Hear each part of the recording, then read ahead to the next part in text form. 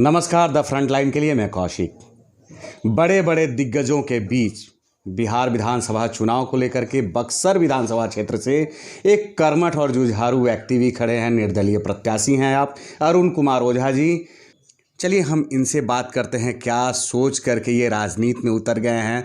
बक्सर विधानसभा क्षेत्र की जनता के लिए इनके पास क्या एजेंडा है, बक्सर की जनता के लिए क्या करेंगे अगर जीत जाते हैं तो।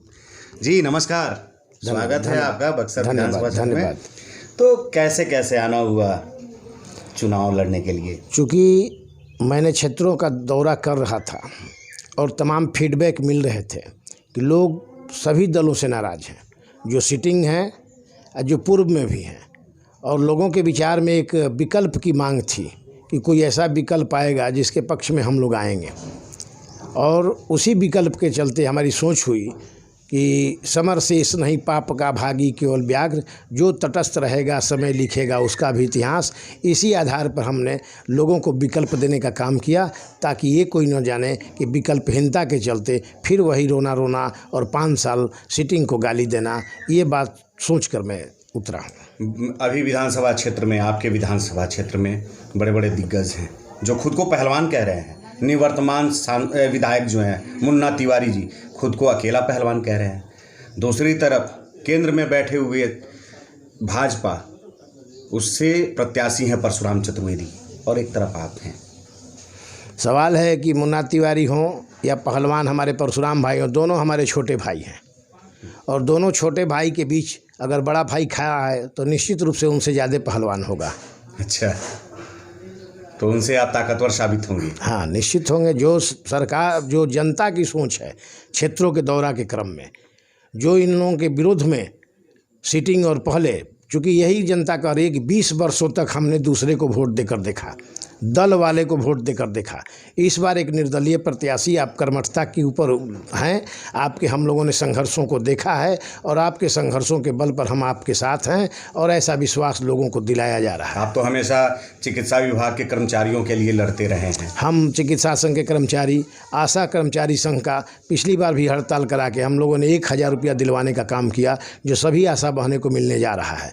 इसलिए हम संघर्षों के लिए और लोगों को बताने के लिए कि हम संघर्ष करने के लिए अब आए हैं। हम माननीय नागेंद्र नाथ ओझा जी के विकल्प के रूप में आ रहे हैं कि जिस तरह उन्होंने विकास किया, सारी पार्टियां उनकी तरफदारी कर रही है, उसी तरह हम विकास के लिए आए हैं कि कोई ये नहीं कहेगा कि विकास नहीं हुआ है, और केवल एजेंडा छाप देने से नहीं होगा। नागेंद्र नाथ ओझा जी की तुलना आप कर रहे हैं, उनकी उपमा दे रहे हैं। नागेंद्र नाथ ओझा जी ने बक्सर के लिए बहुत कुछ किया, बावजूद बक्सर ने उनको नकार दिया। नकारने का कारण है, मैं उनकी तुलना नहीं कर सकता, वो हमारे माननीय हैं। नकारने का, विधानसभा चुनाव में दिग्गज लोग हार जाते हैं, और नकारने का ये नतीजा है कि आज डुमरांव के तमाम वासी, बक्सर जिला के तमाम वासी ये महसूस कर रहे हैं कि हम लोगों से गलती हुई है, और यह पुनः गलती हम लोग दोहराने नहीं जा रहे हैं। इसलिए हमारा आत्मबल बढ़ा है, हम प्रोत्साहित हैं और लोगों के बीच हम घूम रहे हैं। अच्छा, जीत करके आते हैं तो बक्सर की जनता के लिए क्या करेंगे, क्या एजेंडा है आपके पास? एजेंडा सबसे बड़े है कि छात्र की शिक्षा, जैसे हमारे पिताजी लोग छाप दे अलग 2 महीने के कार्यकाल में एमवी कॉलेज में 6 विषयों में एमए की पढ़ाई शुरू कराई थी।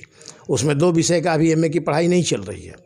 दूसरी बात है कि शिक्षा के क्षेत्रों में सुधार हो, और शिक्षा के क्षेत्र में नहीं सुधार होने का माननीय नीतीश कुमार जी के सामने एक छोटा बच्चा कह दिया कि एक गरीबों का स्कूल है, एक धनियों का स्कूल है। और मैंने देखा उधर फाउंडेशन इटाढ़ी रोड में प्राइवेट स्कूलें बढ़ता जा रहा है और सरकारी स्कूल का स्तर गिरता जा रहा है। इसका कारण है कि हमारे तमाम शिक्षक बंधुओं को लगा दिया जाता है गैर शिक्षण कार्यों में, और गैर शिक्षण कार्यों में खिचड़ी बनाने से लेकर लगाने पर निश्चित रूप से शिक्षा प्रभावित होगी।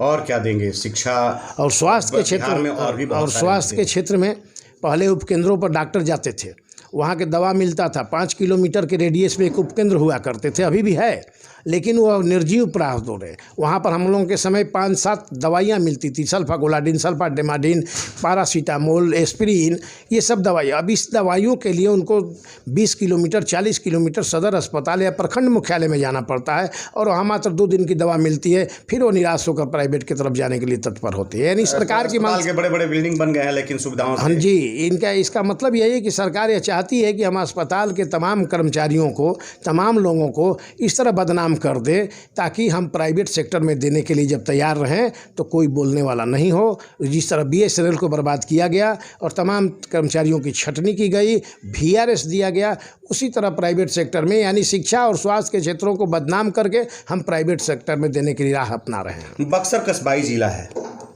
और बक्सर को धान का कटोरा भी कहते हैं। किसान यहाँ के त्रस्त हैं, किसानों के लिए क्या करेंगे आप? किसानों के लिए ही तो माने शर्म की बात है कि उद्योगपतियों का मिनरल वाटर 20 रुपये में बिकता है और हमारा किसान इतना मेहनत करता है तो मात्र 18-19 रुपया में गेहूँ मिलता है। अगर सचमुच में गेहूं का प्राइस होना चाहिए तो 40-50 रुपये माने किलो होना चाहिए, तब जाकर किसान आत्मनिर्भर बनेंगे और उनकी बात होगी। लेकिन किसानों की बात कोई वोट लेना है, वही तो जनता कह रही है, केवल आए और वोट लेकर चले गए और 5 वर्षों तक सिटिंग विधायक या किसी का दर्शन नहीं हो पाता है। लेकिन मैं कह दिया हूं कि मैं हर गांव में, हर पंचायत स्तर पर घूमूंगा। हमारा ये विजन है कि अगर विकास होगा तो उस गाँव के नौजवान ठेका लेंगे, उस गाँव के नौजवान मिस्त्री होंगे, उस गाँव के मजदूर होंगे, यानी वहाँ का पैसा वहीं रहेगा, वहीं जितना समझ में आएगा हम लोग करेंगे। ये नहीं है कि हमारा ठेकेदार किसी दूसरे जिला का आएगा और ठेका में धांधली करके चला जाएगा। अच्छा, आपको लग रहा है कि बक्सर की जनता आपको चुनेगी, आपको अपनाएगी? ये तो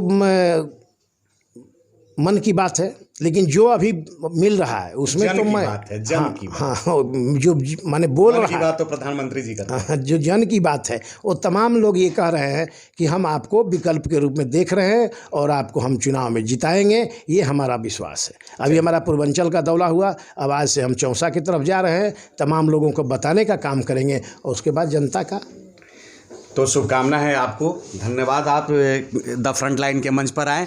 तो आप हैं बक्सर के रहने वाले अरुण कुमार ओझा जी, जो कि चिकित्सा संगठन के कर्मचारी यूनियन के प्रदेश में अध्यक्ष हैं और यूनियन में रह कर के कर्मचारियों की लड़ाई इन्होंने बहुत लड़ी है और आगे बक्सर की जनता के लिए लड़ने वाले हैं। बक्सर की जनता के लिए लड़ रहे हैं और बक्सर की जनता के लिए कुछ करने के लिए खड़े हैं।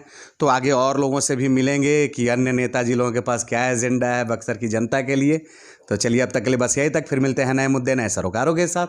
तब तक द फ्रंट लाइन देखते रहिए। अच्छा लगे तो सब्सक्राइब कीजिए, लाइक कीजिए, अपना सुझाव देना नहीं भूलिए। नमस्कार।